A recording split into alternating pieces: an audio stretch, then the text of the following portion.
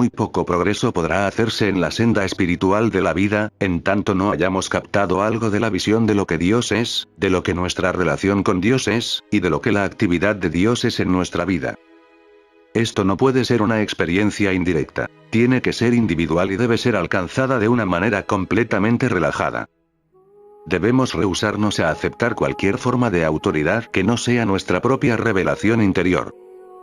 Por ello es que nos preguntamos acerca de Dios, y eso nos conduce a meditar en Dios. ¿Qué es Dios?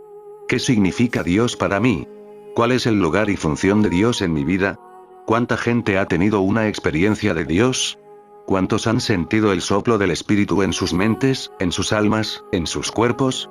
El número es pequeño, solo unos cuantos cientos o cuando muchos unos cuantos miles en una generación. Y sin embargo Dios está disponible para todo hombre, mujer y niño. Dios requiere todo nuestro amor y devoción. Debemos entregarnos a Él para que pueda revelar la dádiva eterna de sí mismo para nosotros. Debemos amar a Dios supremamente con todo nuestro corazón, mente y alma. Amar a Dios en forma tal, que nuestra única oración sea: debo sentir a Dios. Debo dejar que Dios llene mi alma, mi corazón, mi mente, mi ser, mi cuerpo verdadero. Hablamos de Dios como inteligencia, mente y principio, impersonales, pero Dios también es personal. La relación entre un individuo y Dios es más cercana que la relación de éste con su propia madre.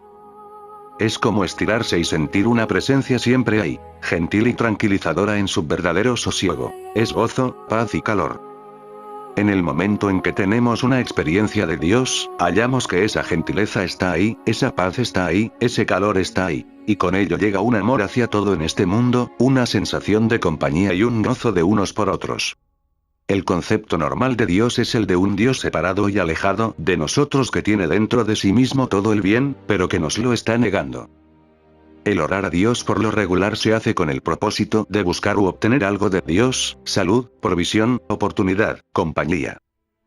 La mayoría de nosotros cree que Dios posee ese bien, pero que por alguna razón inexplicable nos lo niega, por lo que oramos a Dios para que nos otorgue aunque sea un poco de ello.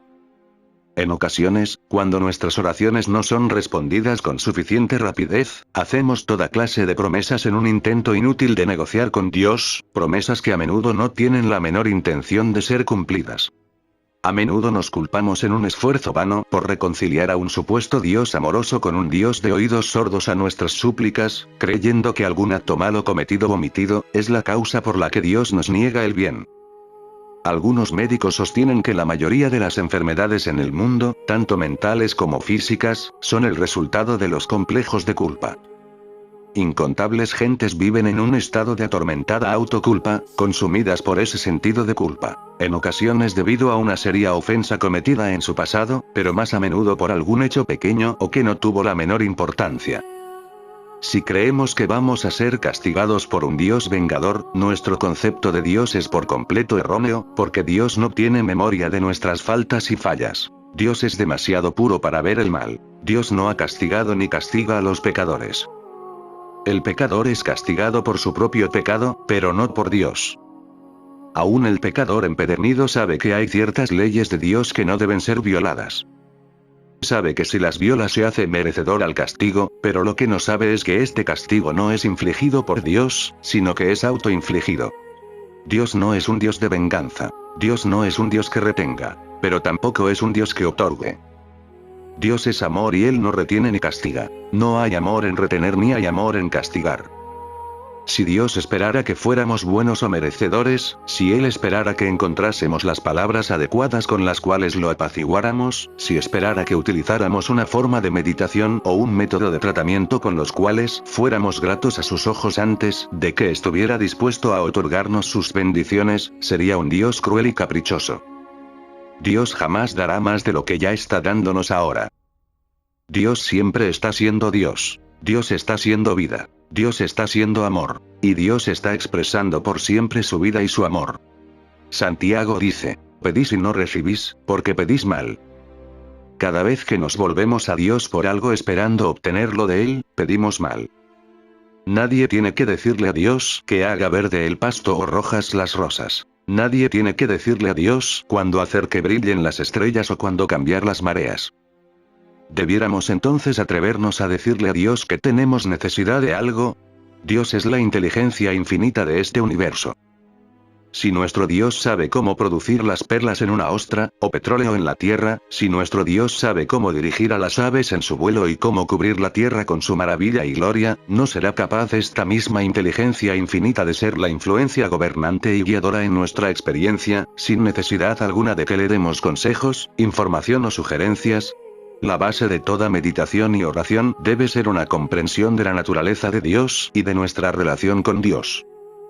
Dios es vida eterna, inteligencia infinita, amor divino, pero yo y mi Padre uno somos. Y aquel que me ha visto al que me envió. Es Dios, el Padre, y Dios, el Hijo, eternamente uno. Cuando descansamos en tal comprensión, ello se hace cargo y actúa armoniosa, gozosa y abundantemente. Sin embargo, en el instante en que nos volvemos a Dios con algún sentido de obtener, desear o incluso esperar, impedimos la acción de Dios en nuestra experiencia porque estamos incluyendo nuestros conceptos y expectativas finitos, que interfieren con el flujo de Dios. Cuando nos rehusamos a aceptar algún concepto de lo que la voluntad de Dios debiera ser, cuando estamos ante la presencia divina puros de corazón, sin voluntad finita, sin deseos, esperanzas ni ambiciones personales, entonces es que vamos a Dios con manos limpias y con corazón puro, y podemos decir con convicción y confianza: hágase tu voluntad en la tierra como en el cielo. Yo soy tuyo, tú eres mío. Yo estoy en ti, y tú estás en mí. Hágase tu voluntad en mí. Demasiadas personas en el mundo dudan del amor de Dios. De lo contrario no pasarían tanto tiempo orando por la prodigalidad de Dios. Si realmente creyeran que Dios es la inteligencia y el amor divinos, ¿por qué sería necesario tratar de aconsejar o influenciar a Dios? Dios es. ¿Qué mayor oración hay que esas dos palabras? ¿Qué otra cosa podría conducirnos mejor al interior del reino de nuestro propio ser? La meditación satisfactoria surge de la convicción absoluta de que Dios es inteligencia y amor, que no hay otro poder aparte de Dios, y ningún poder opuesto a Dios. No hay nada que interfiera con la expresión del amor de Dios por sus hijos. Tu gracia es mi suficiencia en todo. Es el reconocimiento de la presencia, la sabiduría, el amor y el poder de Dios en nuestra experiencia. Observen lo que sucede cuando comenzamos a aceptar esta clase de Dios sin desear algo fuera de nosotros mismos, sino simplemente estar en el ser, en silencio, para poder decir: Dios es. Dios es un estado de ser, un estado de inteligencia infinita y de amor siempre presente. La vida de Dios no puede ser ni alargada ni acortada. La vida de Dios no puede envejecer ni puede cambiar. Dios es un estado de ser eterno, inmortal e infinito. Dios es luz, y en él no hay obscuridad alguna. Y Dios es capaz de hacer que toda gracia abunde en vosotros, para que teniendo siempre toda suficiencia en todo, podáis abundar en toda buena obra. Esa debiera ser nuestra actitud al entrar en meditación. El reconocimiento de la gracia divina es meditación. Es un reconocimiento de la naturaleza de Dios y de nuestra relación con Dios.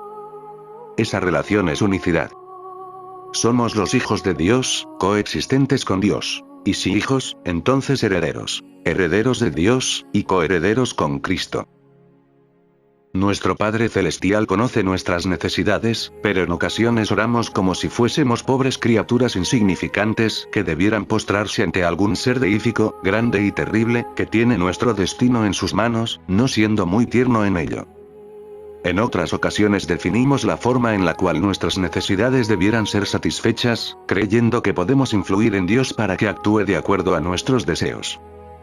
Lo que debemos hacer es reconocer a Dios, reconocer la omnisciencia de la sabiduría infinita, el amoroso amor que todo lo abarca, el poder total de aquello que no conoce otro poder que su propia naturaleza y ser infinitos, pero no pidamos que esto sea trasladado hacia formas humanas. Dejemos que nuestra meditación sea el reconocimiento de Dios mismo, y encontremos que eso basta. Dios es uno, un poder, una ley, una substancia, una causa. Esta enseñanza de unicidad es sin duda alguna la enseñanza espiritual más alta jamás dada al mundo. Todo el ministerio del Maestro, de Cristo Jesús, estuvo basado en la antigua enseñanza hebrea de la idea de Dios como uno. Escucha, oh Israel, el Señor nuestro Dios, el Señor uno es. De acuerdo a Génesis, en el principio creó Dios el mundo y todo lo que en él hay. Cualquier cosa que Dios no creara no fue creada, no fue hecha. A la luz de esta verdad hay solo una substancia y debido a que hay solo una substancia, no hay substancia que pueda ser destruida, sanada o mejorada. Hay una sola ley y por consiguiente no podemos usar la ley de Dios para destruir otra ley o sus efectos. Cuando entendamos a Dios como vida, sabremos que hay una sola vida y jamás tendremos una vida que salvar, una vida que sanar o una vida que redimir. Hay solo una vida. Ahora que sabemos todo esto de Dios, miremoslo como puntos de referencia en el camino que hemos estado recorriendo, pero puntos de referencia que hemos recorrido desde tiempo atrás. Y olvidémoslos por completo. Nadie va a encontrar a Dios hasta que haya sido desnudado de todos los conceptos de Dios, hasta que haya dejado atrás todos los sinónimos para Dios que haya escuchado, y se embarque hacia lo desconocido para descubrir al incognoscible. No hay algo así como un pensamiento acerca de Dios o un concepto de Dios que sea correcto, puesto que un concepto siempre permanecerá como concepto. Entonces, ¿cómo vamos a llegar a la comprensión de lo que Dios es? Luego que nos hayamos establecido bien en la letra de la verdad, llegará un momento en el cual deberemos estar dispuestos a admitir que todo nuestro conocimiento acerca de Dios ha sido en el reino del intelecto, y que nada que conozcamos con la mente es absolutamente cierto. Nada que podamos pensar acerca de Dios, es verdad. Nada que podamos leer en un libro sobre Dios, es verdad. Porque estas representan simples opiniones humanas limitadas acerca de Dios.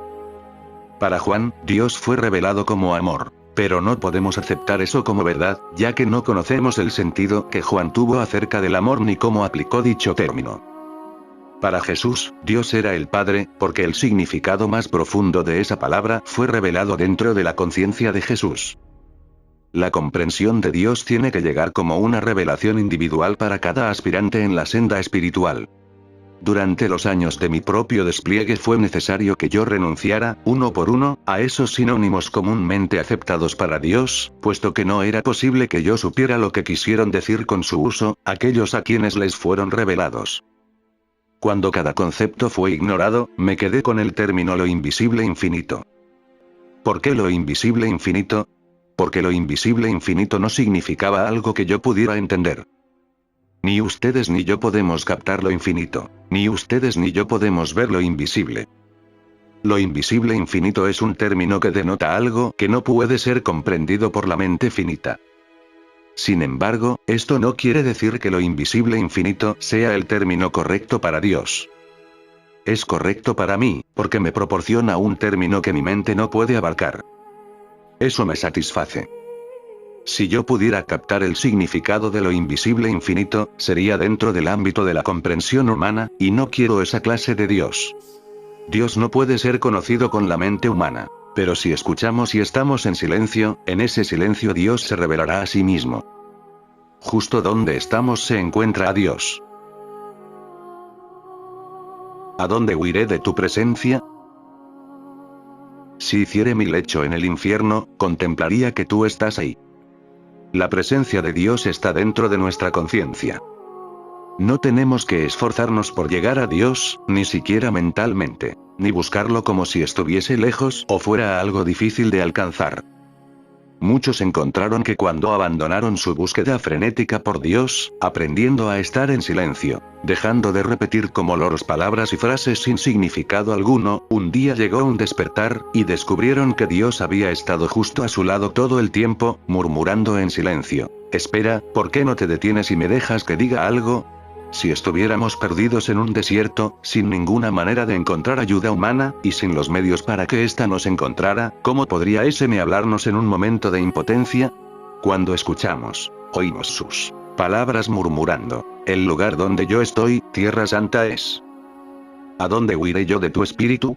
Sí, aunque ande a través de valle de sombra de muerte, yo no temeré mal alguno, porque tú estás conmigo».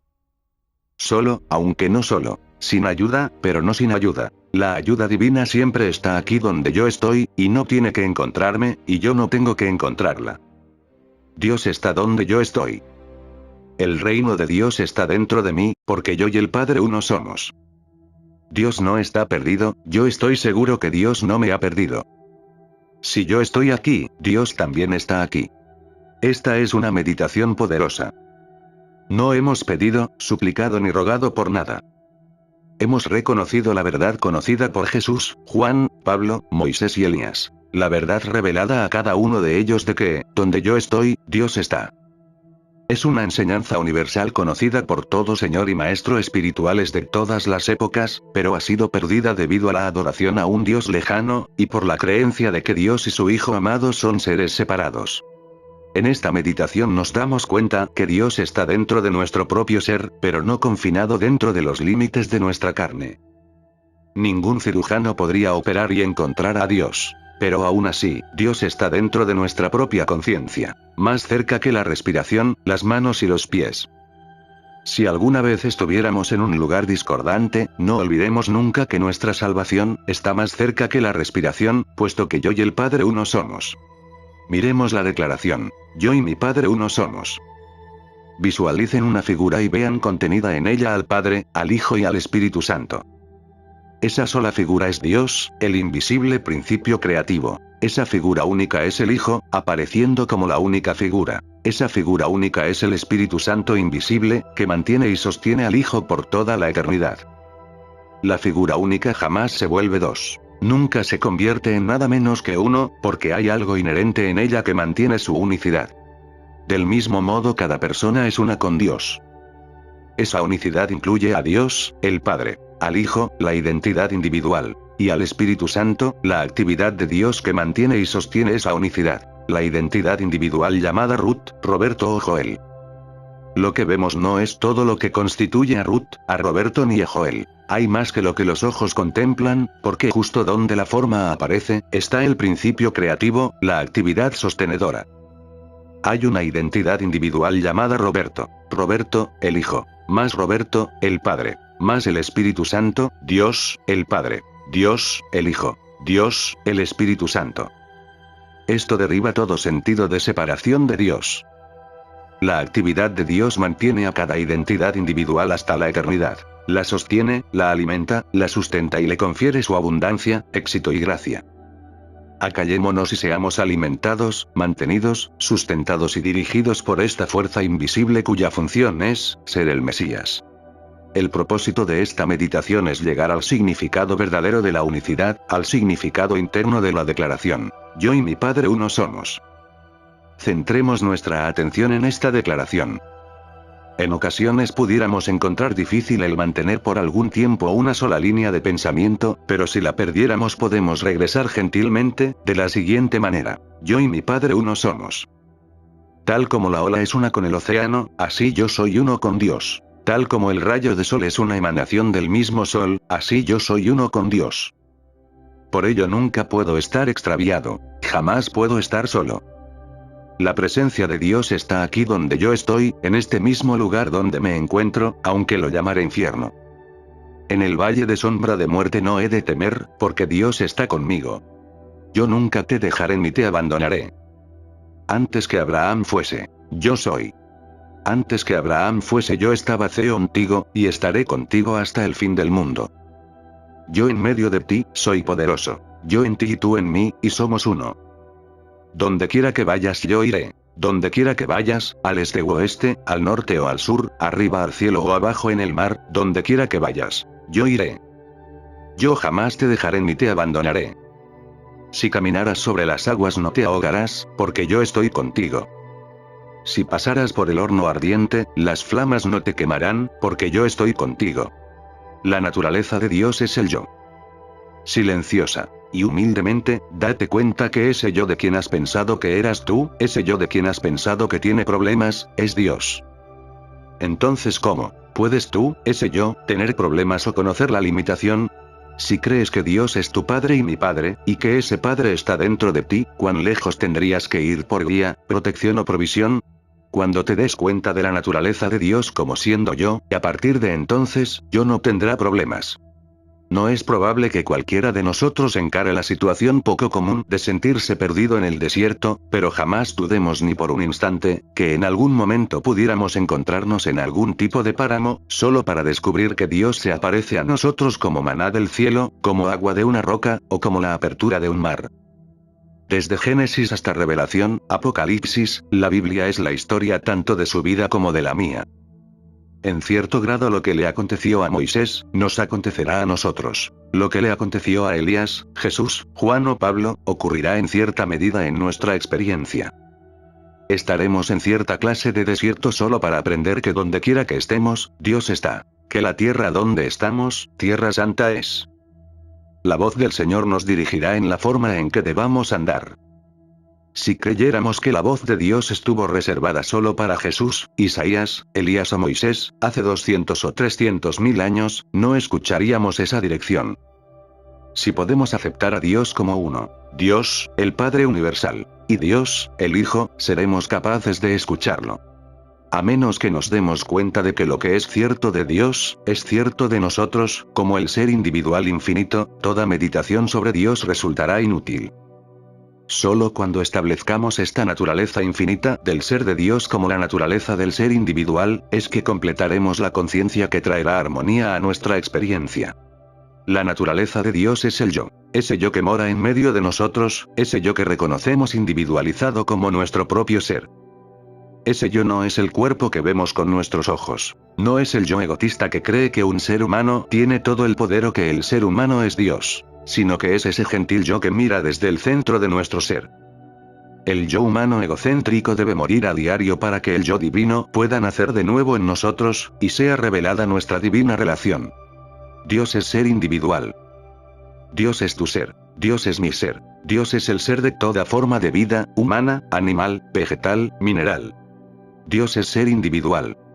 Dios es la ley, la vida, el alma, la substancia del ser individual, y por ello todo lo que Dios es, yo soy. Todo cuanto el Padre tiene es mío. Esta cita es hermosa, pero carece de valor práctico a menos que nos convirtamos en incorporaciones vivientes de dicho principio. Dios es mi ser individual. Dios constituye mi ser. Dios es la vida, el alma de mi ser, el espíritu. Dios es la verdadera substancia con la cual mi cuerpo está formado.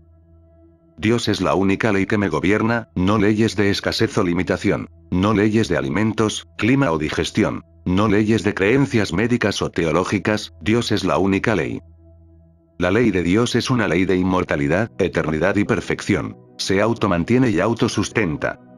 En una forma u otra podría llegarnos la tentación de creer que contamos con un ser separado y aparte, de Dios. La tentación pudiera llegar con alguna llamada por curación.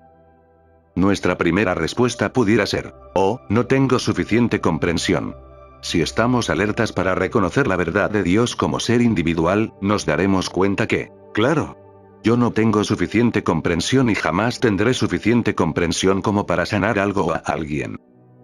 La salud no viene por medio de mi comprensión. Esta salud debe llegar como la actividad del Cristo, no debido a mi comprensión, no debido a lo que yo sé o a lo que no sé. Yo soy un instrumento dispuesto, Padre.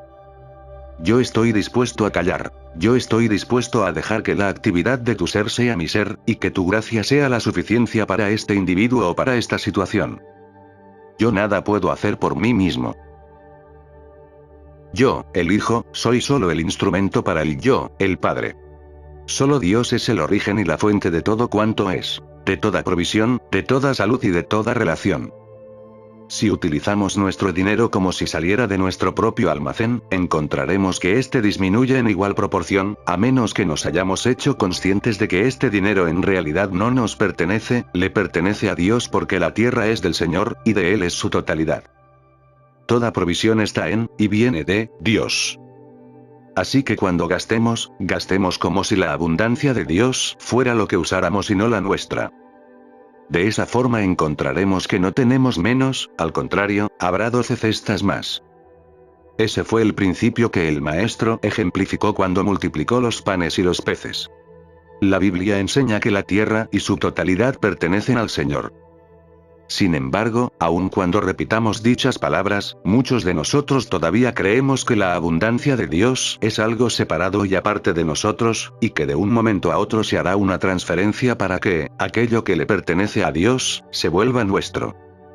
Ese es un pensamiento tan del todo ridículo, como el pensar que las hermosas flores que crecen en nuestro jardín nos pertenecen. Toda la naturaleza se reiría ante tal idea. Dios es el origen de toda flor que crece en un jardín. Dios es el origen de todo. ¿Cuál es la diferencia si la totalidad del Señor florece como una flor o como dinero? No hay manera de transferir aquello que está en Dios y aquello que está en nosotros. Todo cuanto está en Dios ya está en nosotros en este preciso momento, porque yo y mi Padre uno somos, Dios, el Padre, el invisible principio creativo, Dios, el Hijo, lo visible, y Dios, el invisible Espíritu Santo, la influencia sustentadora y sostenedora. Esta es la enseñanza del Maestro. Niégate a ti mismo o muere a diario. Esta es la enseñanza de Pablo. Abandona la mortalidad para que puedas ser revestido de inmortalidad, y Dios pueda ser revelado en toda su gloria, como ser individual. Mientras haya un yo personal intentando conseguir algo, llevar a cabo algo, obtener algo, habrá una personalidad luchando por mantenerse a sí misma, separada y apartada de Dios. Es posible morir a diario. Es posible negar el yo. Porque lo único que se niega del yo, es la negación de que yo por mí mismo puedo ser obtener algo. Que yo por mí mismo puedo ser bueno. Que yo por mí mismo puedo ser espiritual. Que yo por mí mismo puedo tener poderes espirituales. Que yo por mí mismo puedo tener salud. O que yo por mí mismo puedo tener riquezas.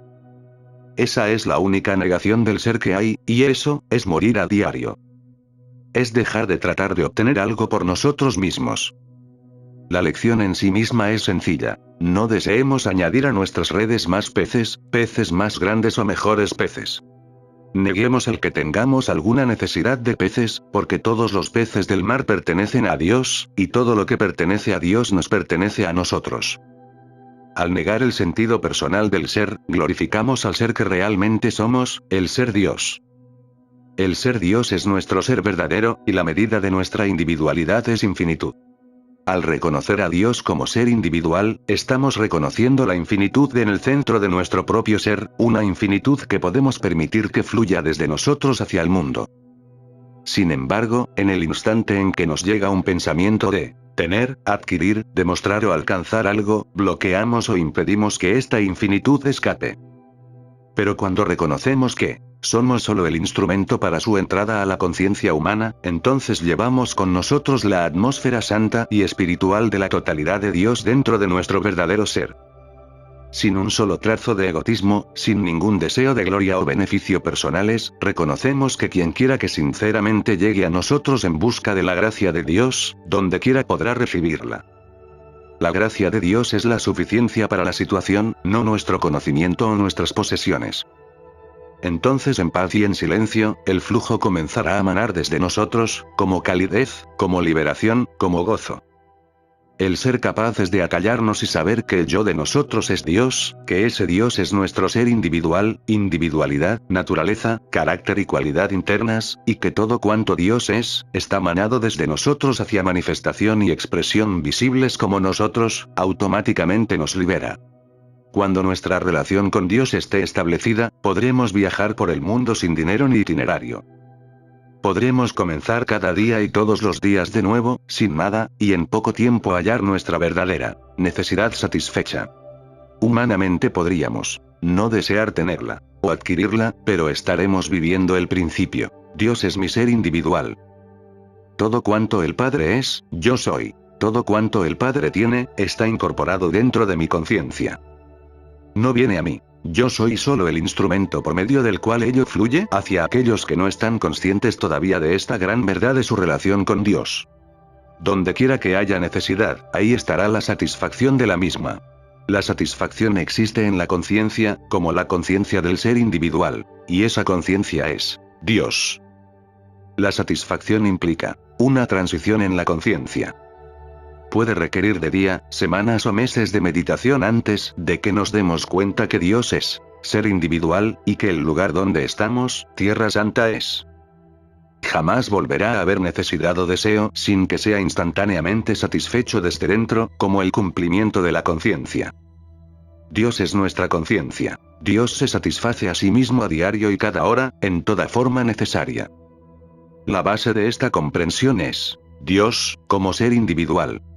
Puesto que Dios es conciencia individual, podemos, con fidelidad, persistencia y perseverancia, alcanzar el reino de Dios dentro de nosotros, y manifestarlo en nuestra experiencia para que se haga cargo de toda nuestra vida. Esta conciencia Dios puede satisfacerse a sí misma solo en la medida en que nulificamos el sentido personal del yo. Ir a Dios sin un solo deseo elimina el yo en buena medida, porque es solo el yo personal quien puede anhelar, desear o tener voluntad alguna. Nos volvemos a Dios para recibir bendición espiritual, mas nadie sabe cuál será la naturaleza de esa bendición espiritual particular. Ojo no ha visto ni oído ha escuchado, ni ha llegado al corazón del hombre, lo que Dios ha preparado para aquellos que lo aman. Pero Dios nos lo ha revelado por medio de su Espíritu. Cuando el dedo de Dios nos toque, podría colocarnos en una vida completamente distinta, si ese fuera su destino para nosotros. Para cada uno de nosotros hay un destino. No todos estamos destinados a la misma clase de actividad. Ahora hay diversidad de dones, pero el Espíritu es el mismo. Y hay diversidad de acciones, pero es el mismo Dios quien obra todo en todo. Porque a unos les es dado por el Espíritu, la palabra de sabiduría, a otros la palabra de conocimiento, por el mismo Espíritu, a otros el obrar milagros, a otros profecía, a otros discernimiento de espíritus, a otros diversas clases de lenguas, a otros la interpretación de lenguas. Pero todo esto obra el único y mismo Espíritu, dividiendo a todo hombre por separado según su voluntad. Porque así como el cuerpo es uno y tiene muchos miembros, y todos los miembros de ese único cuerpo, siendo muchos, son un solo cuerpo, así también es Cristo. Dios obra como constructores de puentes, como mineros de carbón, maestros, vendedores, abogados, artistas, ministros. Y es Dios, la inteligencia infinita, en el centro de nuestro ser, aquello que determina nuestra forma particular de expresión. Para conocer cuál es su destino para nosotros, debemos tocar, en meditación, este centro dentro de nosotros. El grado de cumplimiento experimentado estará en proporción directa al grado de revelación de la conciencia. Donde quiera que estemos en este momento en la vida, este momento representa el grado de vida Dios desplegada en expresión consciente. Pero podemos cambiar esa expresión abriendo nuestra conciencia a un flujo mayor. Aquellos que se abren a Dios a través de la meditación, se hacen uno con lo invisible infinito. Dios usa la mente, alma y cuerpo como instrumentos para su actividad y revelación. Y la gracia de Dios que fluye por medio de ellos es una bendición para el mundo. Sea mi gracia suficiente para ti. Tu gracia no solo es mi suficiencia, sino que tu gracia es la suficiencia para todos aquellos que entran al ámbito de mi pensamiento. Padre, yo soy un instrumento por medio del cual la bendición invisible puede aparecer en el mundo, para aquellos que te buscan. El reino de Dios está dentro de mí, el reino de la justicia. Es tu reino, tu poder y tu gracia. Tu gracia es una bendición para todos aquellos que están en el mundo. Es mi gozo que esta bendición de Dios, esta gracia de Dios, pueda fluir de igual manera para amigos o enemigos, cercanos o lejanos, que pueda fluir a aquellos de cualquier nacionalidad, raza o fe, que eleven sus corazones a Dios. Es mi gozo que todos aquellos que honestamente eleven su pensamiento o voz hacia Dios, puedan hallar su bendición por medio de tu gracia que fluye a través de mí.